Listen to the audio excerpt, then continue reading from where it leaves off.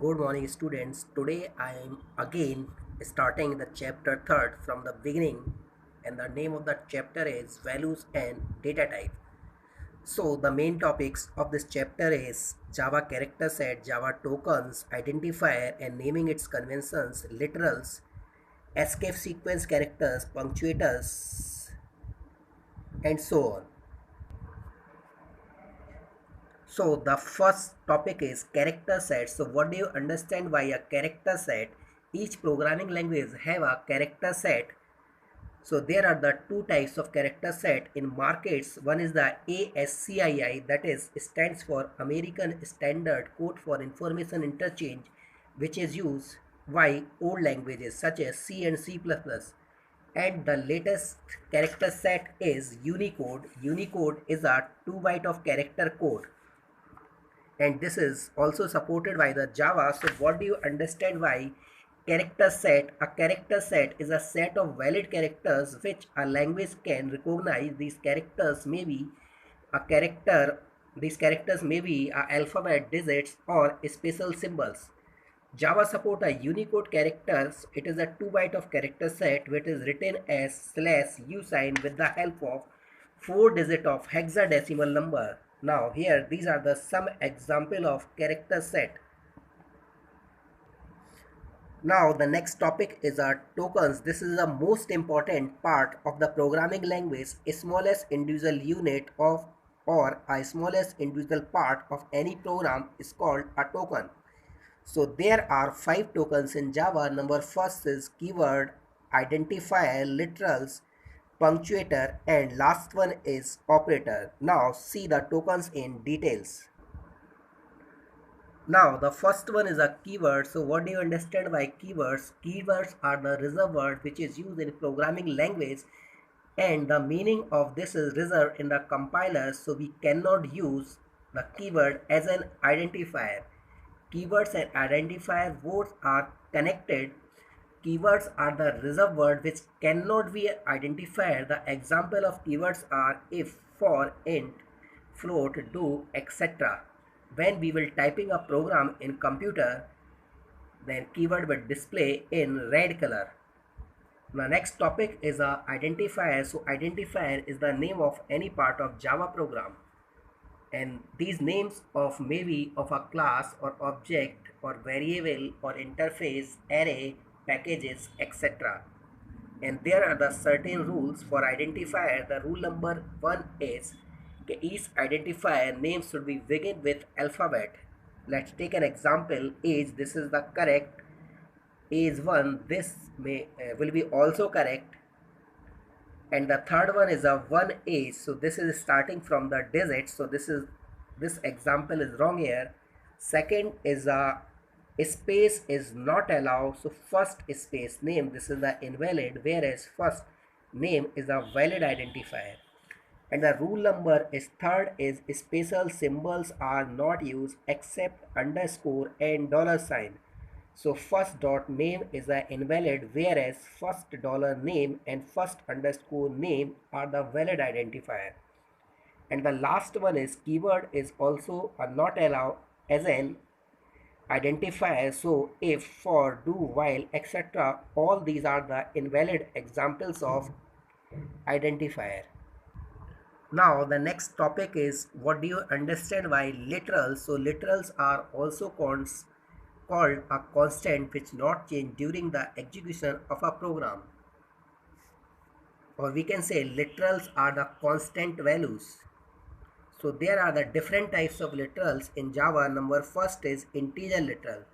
So what is the meaning of integer? The value will be in this in whole number. These value may be positive or negative. So 36 and minus 56 are the valid integer literals. And there are the different category of integer literal. Number first is decimal integer literal. Second is octal integer literal. Third is hexadecimal integer literal. So in decimal integer literal, decimal numbers will be used, that is from 0 to 9, and the value should not start from 0. Second word is octal integer literal. So in this octal numbers will be used and values should be start from 0.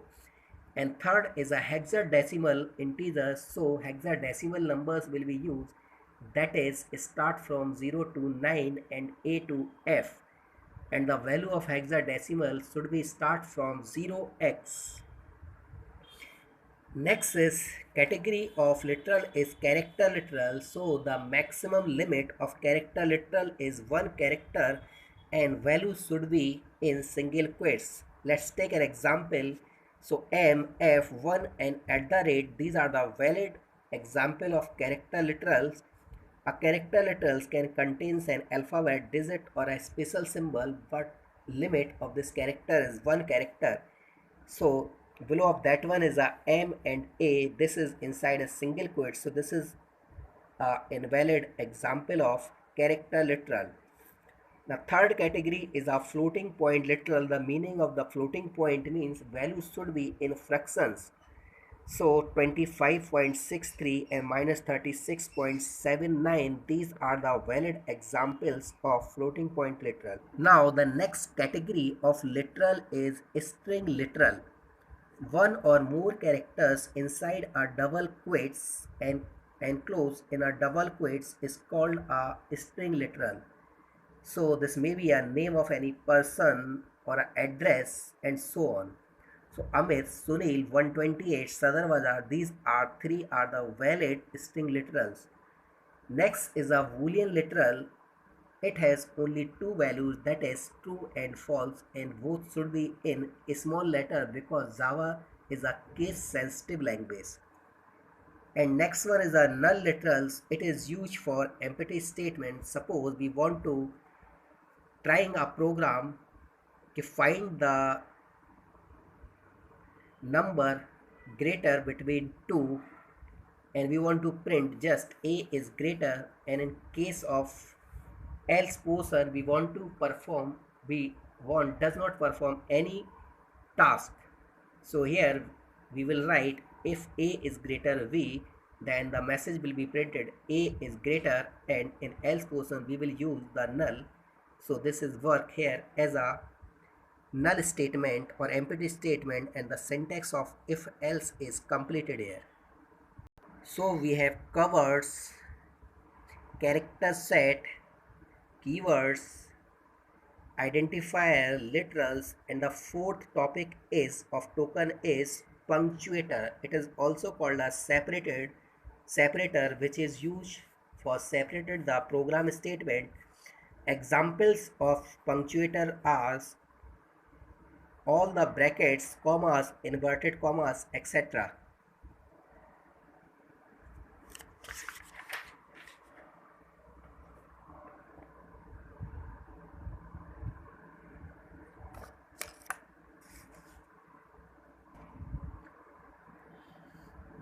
Now here we are seeing the operator in details. So it is a symbol which is used to perform the calculation. So plus is a operator is here, whereas A and B are the operands. Now the different category of operators are: first one is unary operator, second is binary, and third one is ternary operator. So what do you understand by unary operators?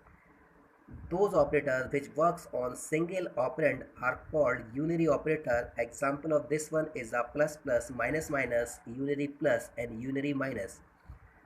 And binary operators, these operators works on two operands, and there are the many examples such as the arithmetic operators plus, minus, multiply, divide and modulus. Second one is relational operator, less than, greater than, less than equal, greater than equal, not equal and equal. Next one is assignment operator. Next is logical operator, and, or, not.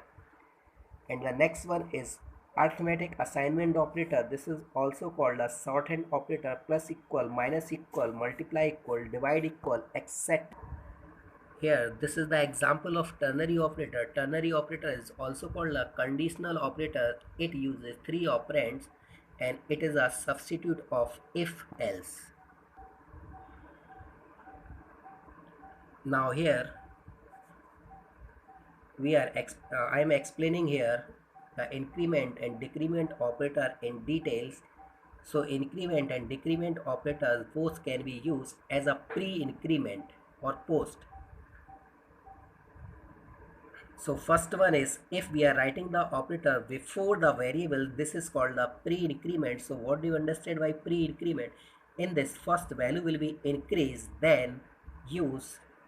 And if we are writing the plus plus after the I, after the variable, this is called the post increment. In this, first value will be used, then increase. Let's take an example of this. Here are the two examples. In case of first, we are writing v equal a plus plus plus 20. So here this is the post, because plus plus is used after the a.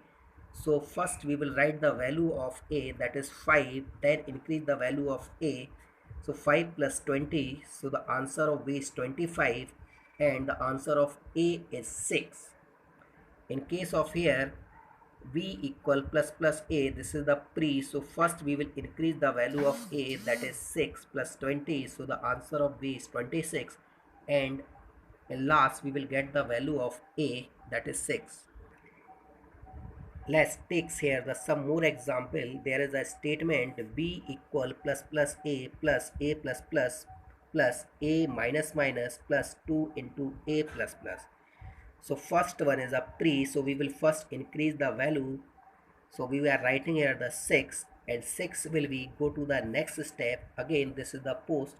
So first we will write the value, and current value of a is 6. So 6 we are writing here, and the value will be increased after that. So in next step the value will be moved 7. Again here is the post decrement. So we are writing here 7. After the 7, one value will be decrease of a, that will be used in next step. So plus 2 into 6. Then finally calculate this based on the priority of operators. So the final answer of B is 31, and the answer of A is 7. Now here are the some rules which is used to perform the calculations. If the integer value is performed with integer, then we will get the answer in integer. If the float value is performed with float, this operations may be addition, subtraction, multiplication, division, and so on. So we will get the answer in float. If the float value will be divided by an integer, then we will get the answer in float. Or if the integer value is divided by float, then we will get the answer in floating point. So the final solution of this is, if the any variable is in floating point, then we will get the answer in floating point. Just see the example.